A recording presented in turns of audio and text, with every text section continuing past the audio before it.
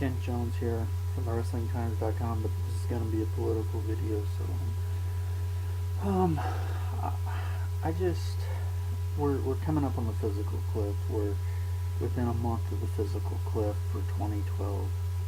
There has to be a new deal, or the tax rates go up for everyone, middle class. If there's not a deal, now Republicans start coming toward the middle, and they start talking about how they're going to give taxes for the richest Americans. And guys like rich people, Warren Buffett has said these are the policies that make sense, and he's in the 1%.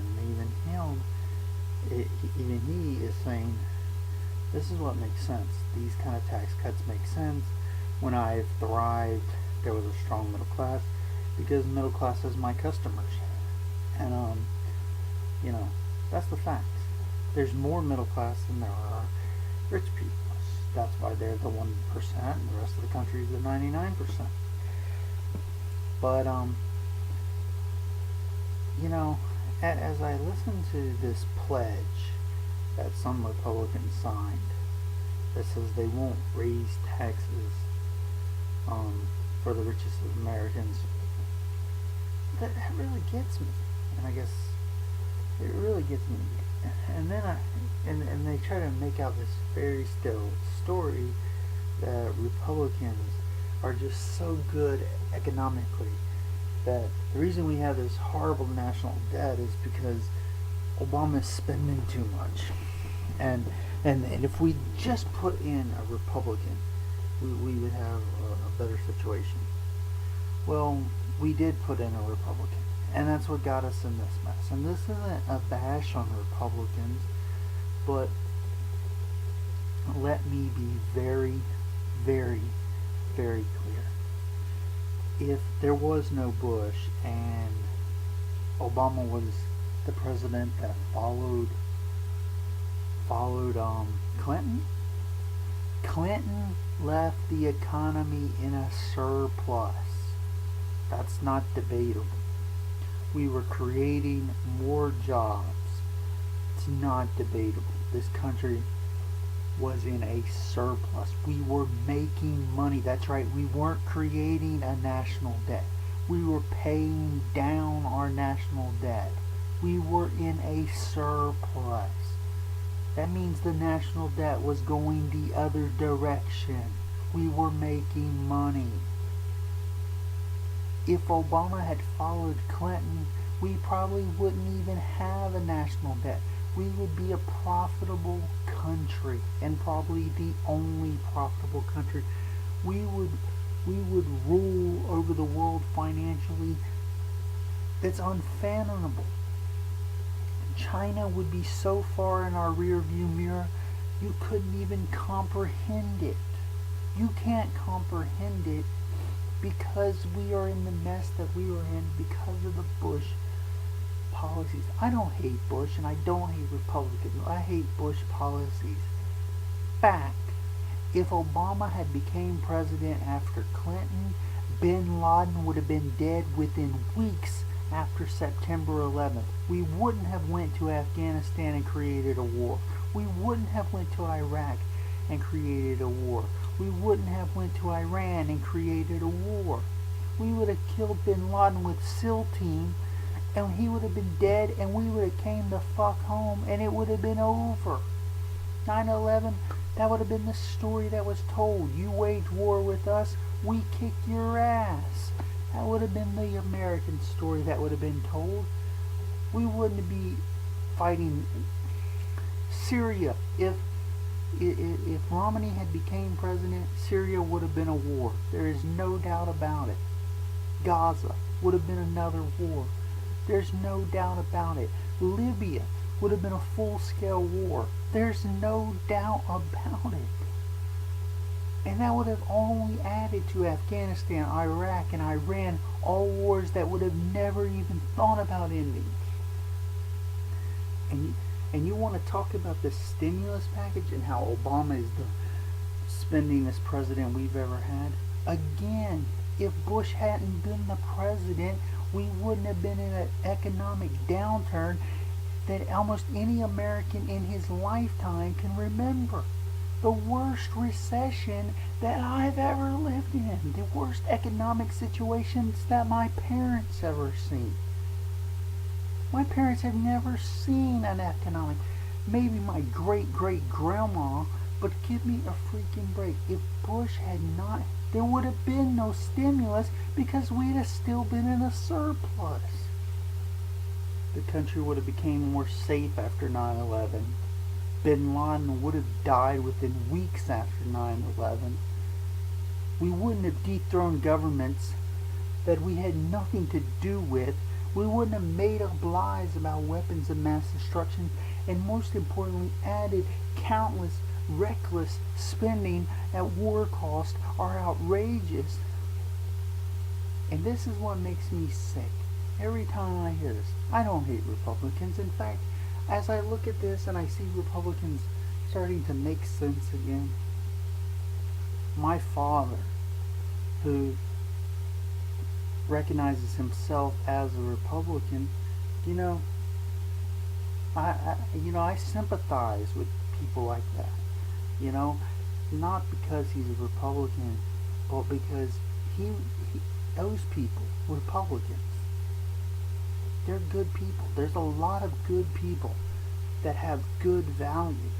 And I'm not saying I'm either way. I'm an independent.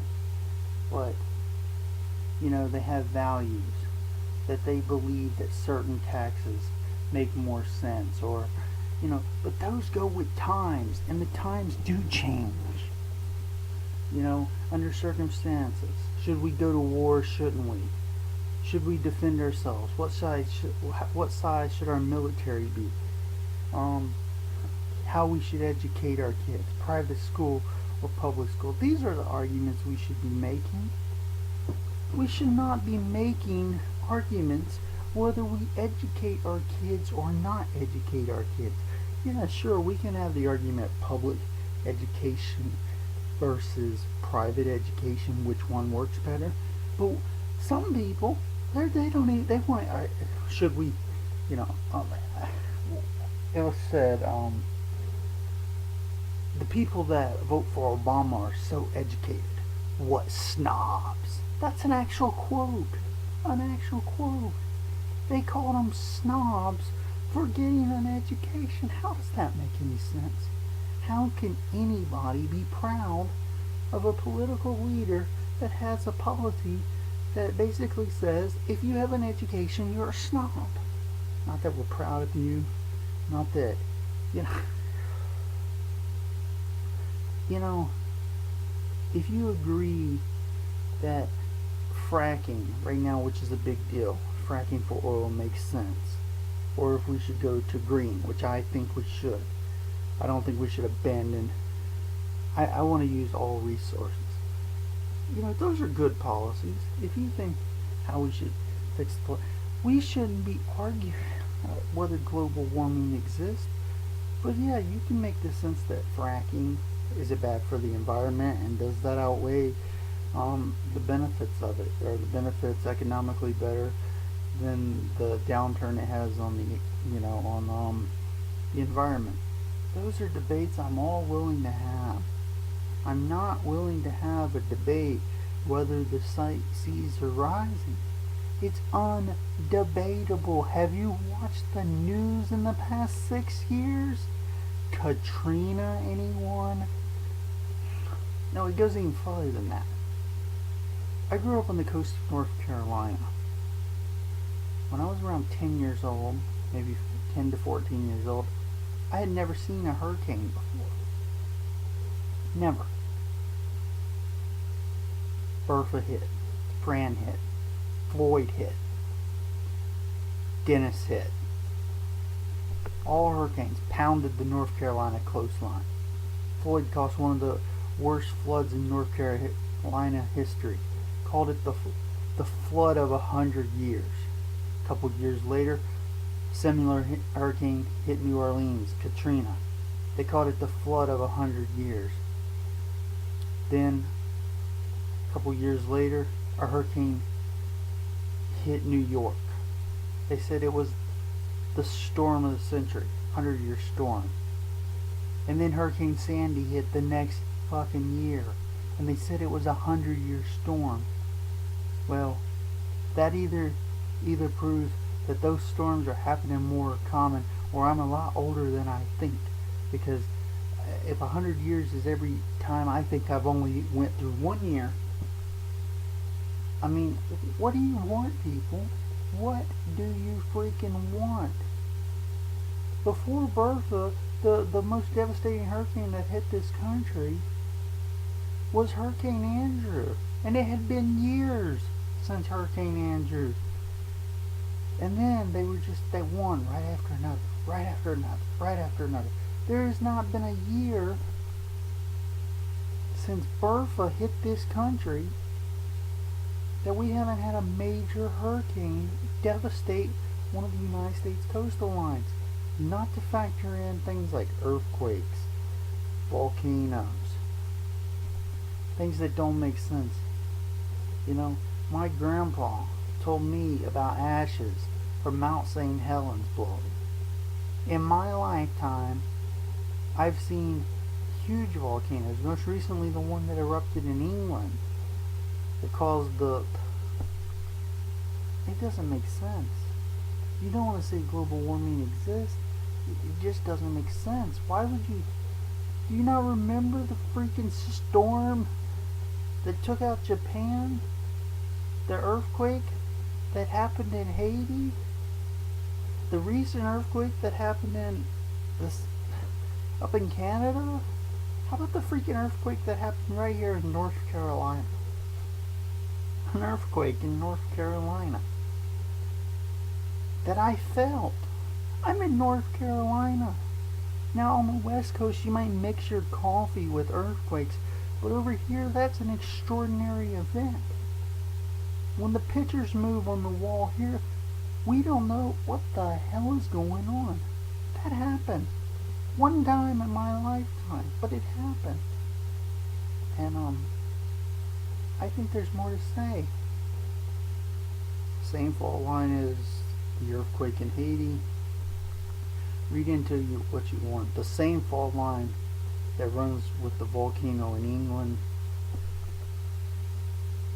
It's time we face the facts. But global warming is a political issue, but what I'm here to say is I'm glad that some Republicans are making the right decisions, and